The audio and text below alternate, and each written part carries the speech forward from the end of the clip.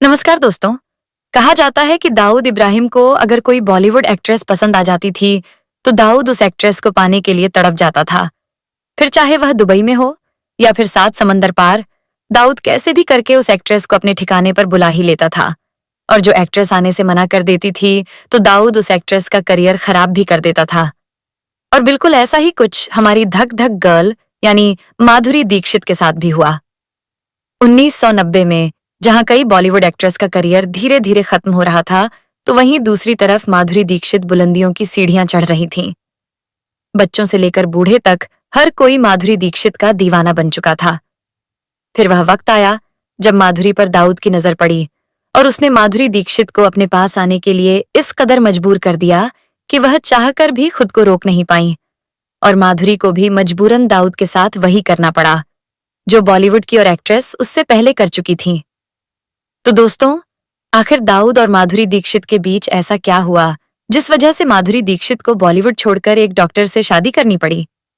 और आखिर दाऊद का बॉलीवुड से इतना गहरा रिश्ता क्यों है? दोस्तों, हिंदी फिल्मी जगत में धक धक गर्ल के नाम से फेमस होने वाली माधुरी दीक्षित को कौन नहीं जानता। देश से लेकर विदेश तक लोग माधुरी दीक्षित के दीवाने हैं। मगर माधुरी की शुरुआती फिल्में कुछ खास नहीं थीं। माधुरी की पहली फिल्म बुरी तरह फ्लॉप रही थी।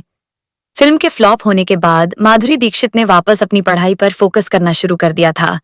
लेकिन इस दौरान भी माधुरी दीक्षित को उनकी खूबसूरती की वजह से फिल्मों के ऑफर आते रहे। माधुरी दीक्षित की पहली फिल्म अबोध फ्लॉप रही। इसके बाद माधुरी नजर आईं सुभाष घई की फिल्म राम लखन में, जिसमें उनके साथ मुख्य किरदार में थे अनिल कपूर, जैकी श्रॉफ, डिम्पल कपाड़िया, राखी, अमरीश पुरी, अनुपम खेर और परेश रावल जैसे दिग्गज अभिनेता। यह फिल्म 1989 में रिलीज हुई थी, मगर इससे पहले ही माधुरी दीक्षित को फिल्म तेजाब से सफलता मिल चुकी थी। माधुरी ने राम लखन और तेजाब जैसी फिल्मों से बॉलीवुड में आग लगा दी। उन्होंने बॉलीवुड में अपना ऐसा सिक्का जमाया कि आज भी कोई उनके मुकाबले नहीं है। यही वह वक्त था जब माधुरी पर दाऊद इब्राहिम की काली नजर पड़ी और उसने उन्हें फोन करके दुबई में अपने अड्डे पर एक रात के लिए आने को कहा। लेकिन उस समय अपनी सफलता के नशे में माधुरी दीक्षित ने उसे मना कर दिया। इसके बाद दाऊद को काफी गुस्सा आ गया, क्योंकि एक नई नवेली एक्ट्रेस ने उसके मुंह पर आने से मना कर दिया था। उस समय दाऊद 1990 के दशक का एक बहुत बड़ा जाना माना नाम बन चुका था। वह ड्रग्स का बहुत बड़ा व्यापारी था, इसलिए उसने अपने ड्रग्स के व्यापार को बढ़ाने के लिए बॉलीवुड का सहारा लिया। दाऊद का बॉलीवुड में इतना हब फैल चुका था कि कोई भी उसे ना नहीं बोल पा रहा था। इसके अलावा अगर कोई भी दाऊद को मना करने की कोशिश करता तो ऐसे में दाऊद उसका करियर खत्म कर देता या उसे जान से मरवा भी देता था। लेकिन उस वक्त माधुरी को दाऊद के बारे में यह नहीं पता था कि सारा बॉलीवुड दाऊद के इशारों पर चला करता था। माधुरी को यह नहीं पता था कि उसने दाऊद को मना करके कितनी बड़ी गलती कर दी है। इसीलिए थोड़े दिनों में माधुरी को अपने करियर की नया डूबती हुई नजर आने लगी, क्योंकि माधुरी के मना करने पर दाऊद के एक फोन ने बड़े बड़े फिल्म मेकरों ने माधुरी को फिल्म में लेने से मना कर दिया था। इसके साथ ही जिन फिल्मों को माधुरी साइन कर चुकी थीं, उन फिल्मों में से भी उन्हें निकाला जाने लगा, क्योंकि कोई भी फिल्म मेकर दाऊद को मना करने का अंजाम अच्छी तरह से जानता था। इसलिए अब कोई भी माधुरी के साथ फिल्म नहीं करना चाहता था। और अचानक से अपना करियर खत्म होता देखकर माधुरी काफी दुखी रहने लगी थी। लेकिन जब इसके पीछे का कारण माधुरी को पता चला तो माधुरी ने खुद दाऊद को फोन करके उसकी हर बात मानने के लिए हाँ कर दी।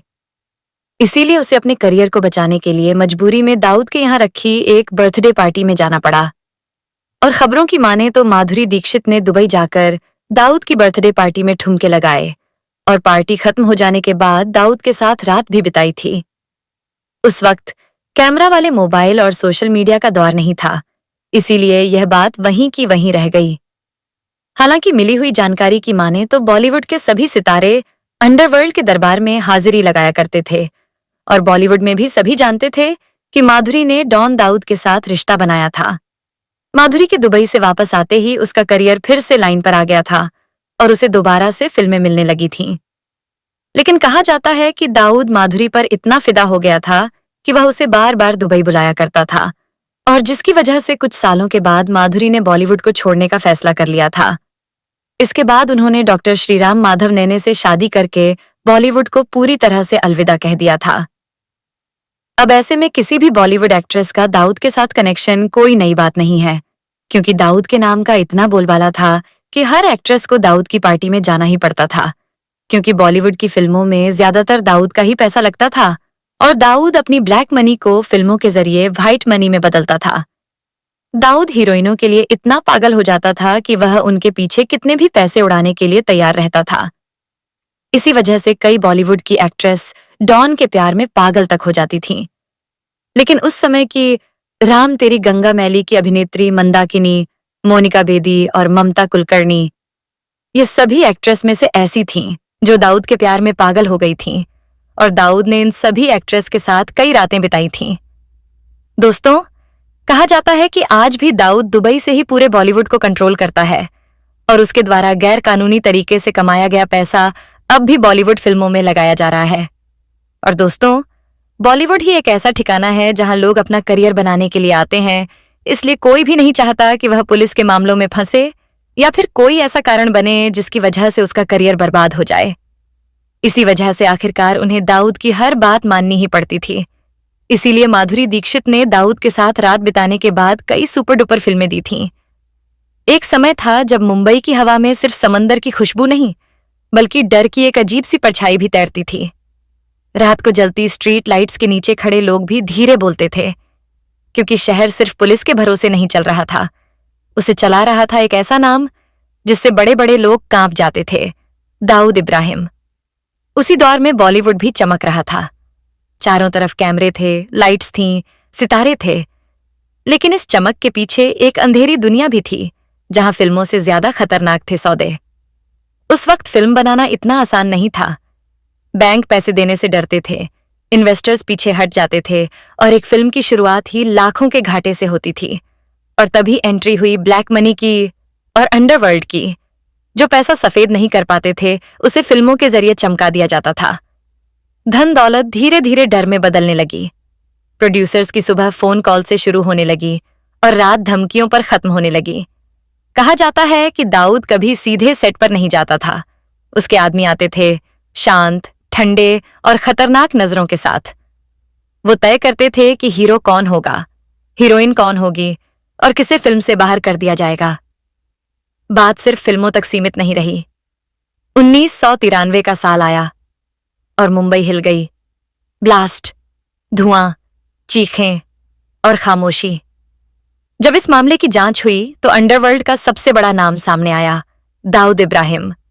उसी जांच में एक और नाम चर्चा में आया, संजय दत्त। हथियार रखने का केस, जेल का सफर और एक ऐसा दाग जो जिंदगी भर उनके नाम के साथ जुड़ा रहा। लेकिन कोर्ट ने यह साफ कर दिया कि उन्हें आतंकवाद से सीधे तौर पर नहीं जोड़ा जा सकता। कुछ साल बाद एक और खौफनाक सुबह आई। म्यूजिक इंडस्ट्री के बड़े नाम गुलशन कुमार की सड़क पर सरेआम हत्या। खबरें आईं कि उन्होंने अंडरवर्ल्ड को पैसे देने से मना कर दिया था और यही बात उनकी मौत की वजह बन गई। उस समय एक और डरावनी चर्चा चलती थी। दुबई की पार्टियां, शानदार लाइट्स, महंगे होटल और वहां मौजूद भारतीय फिल्मी सितारे। कहा जाता था कि इन पार्टियों के पीछे भी दाऊद की छाया थी। हालांकि ये बातें ज्यादातर मीडिया रिपोर्ट्स पर ही आधारित थीं। समय बदला, कानून सख्त हुए, ईडी, सीबीआई और खुफिया एजेंसियां हरकत में आईं और धीरे धीरे बॉलीवुड से अंडरवर्ल्ड का दखल कम होता गया। लेकिन जो चुपचाप इतिहास में लिखा जा चुका था वो कभी मिट नहीं सकता। एक ऐसा दौर जहां कैमरा चलता था मगर रिमोट किसी और के हाथ में था और उस रिमोट को पकड़कर बैठा था एक ही शख्स, दाऊद इब्राहिम। दोस्तों, आप हमें कमेंट में बताइए कि आपको बॉलीवुड के उस दौर की इन अनसुनी कहानियों के बारे में जानकर कैसा लगा। अगर वीडियो पसंद आई हो तो लाइक जरूर करें, शेयर करें और चैनल स्टार मनोहर राठौर को सब्सक्राइब करना न भूलें। धन्यवाद।